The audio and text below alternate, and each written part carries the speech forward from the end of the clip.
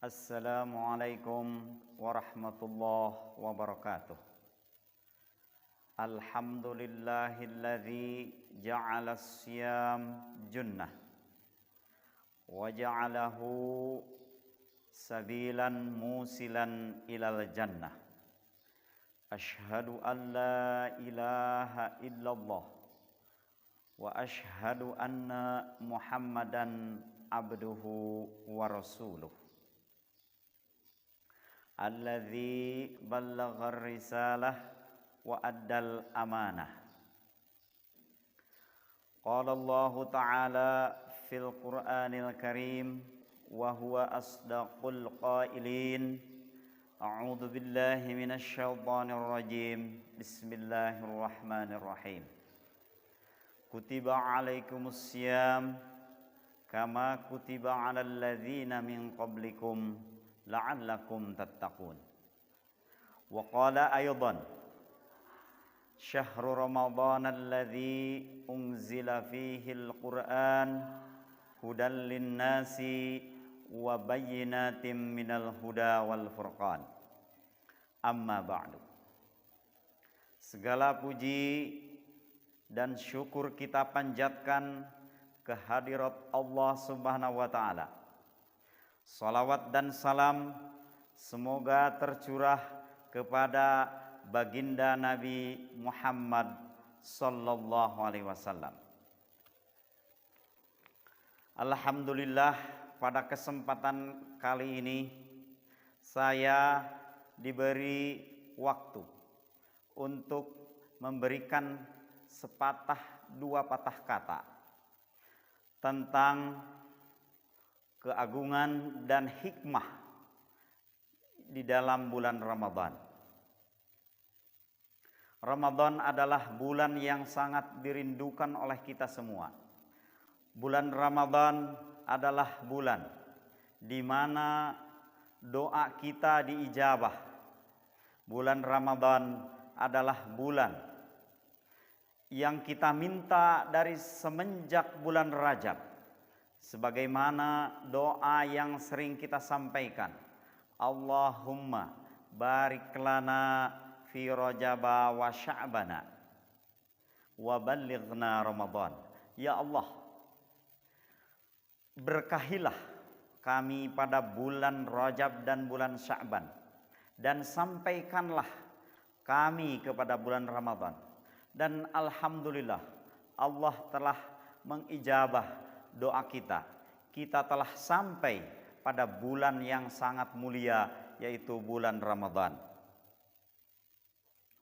Pada kesempatan ini saya ingin mengulas sedikit tentang hikmah yang ada pada bulan Ramadan.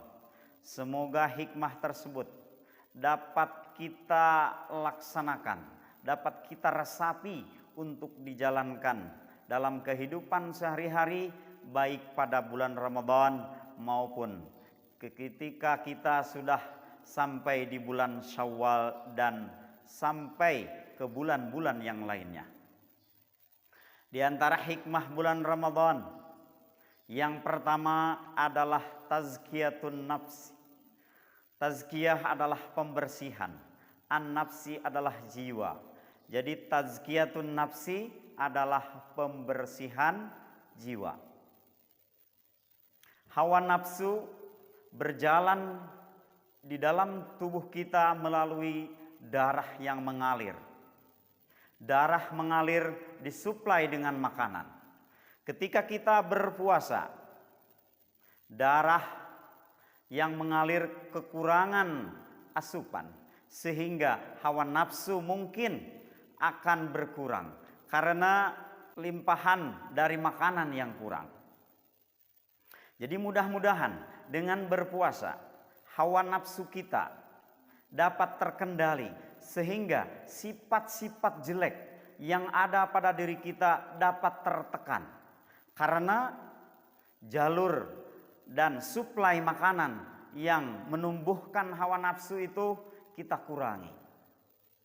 Yang kedua, hikmah daripada puasa adalah untuk menumbuhkan sikap dan karakter disiplin.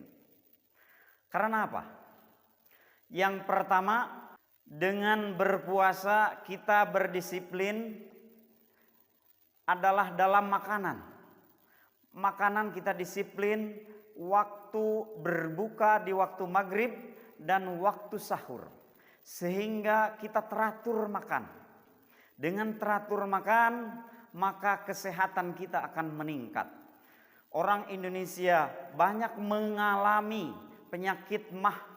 Karena apa? Karena makan yang tidak teratur.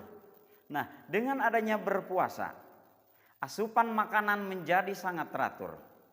Yaitu dengan berbuka puasa di waktu maghrib dan di waktu sahur. Terus begitu sampai sebulan lamanya. Sebagaimana yang saya rasakan, saya mempunyai penyakit mah tersebut dengan adanya puasa. Memang ketika awal-awal puasa terasa sakit, tapi dengan beraturnya makanan, dengan berlalunya hari-hari puasa, perut terasa lebih enak, lebih sehat karena teraturnya makanan. Yang kedua, kita dapat teratur dalam ibadah, berdisiplin dalam ibadah.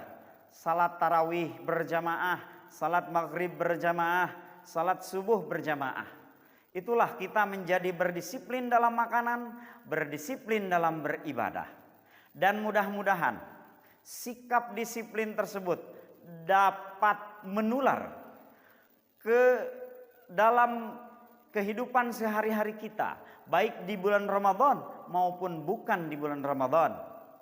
Baik bersikap disiplin dalam makanan, dalam beribadah, dalam bekerja, dan dalam belajar. Yang ketiga,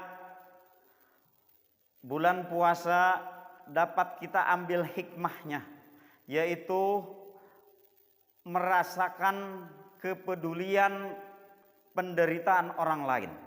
Rasa peduli kita, kepekaan sosial kita akan tumbuh. Karena rasa lapar ketika berpuasa itu harus kita jadikan sebagai sebuah rasa lapar, sebagaimana yang dirasakan laparnya oleh orang lain yang tidak dapat menemukan makanan walaupun itu bulan bukan Ramadan. Jadi jadikanlah rasa lapar kita itu untuk tepa selira, untuk merasakan bagaimana orang lain yang selamanya lapar karena tidak menemukan makanan. Yang keempat, kita harus menumbuhkan rasa sabar. Karena bulan puasa mengajarkan kepada kita untuk bersabar. Kita bersabar menantikan datangnya waktu maghrib. Kita bersabar untuk dapat meneguk setetes air, segelas air di waktu maghrib. Dari waktu sahur, dari waktu imsak pada waktu fajar, kita menahan sampai datangnya waktu maghrib. Yang kita tahan bahkan ketika bersabar dalam berpuasa itu bukan cuma dari makanan dan minuman, tetapi bersabar pula dari makanan, dari perkataan yang jelek, dari perbuatan yang tidak baik. Janganlah kita berkata-kata kotor, janganlah kita melakukan hal-hal yang tidak baik, karena secara spiritual, secara batiniah itu telah membatalkan puasa kita. Yang kelima, puasa itu dapat mengekang syahwat.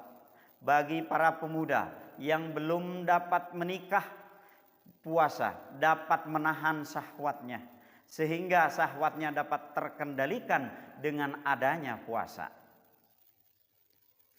Yang selanjutnya, bahwa puasa mengajarkan kepada kita untuk selalu hemat dan sederhana. Karena dengan berpuasa kita dapat merasakan bagaimana supaya kita tidak berlebih-lebihan. Hemat dalam artian ketika kita berpuasa cukuplah segelas air 3 butir kurma untuk melenyapkan dahaga sepanjang hari. Setetes air, 3 butir kurma cukup untuk meredakan kehausan dan kelaparan sepanjang hari. Janganlah seperti anak kecil yang mengumpulkan segala makanan dari pagi sampai sore hari supaya dapat dimakan pada malam hari. Padahal pada kenyataannya dengan setetes air, 3 butir kurma, sepiring kecil makan, itu kita sudah dapat kenyang dengan hal makanan tersebut. Jadi kita harus dapat hidup sederhana. Janganlah berlebih-lebihan.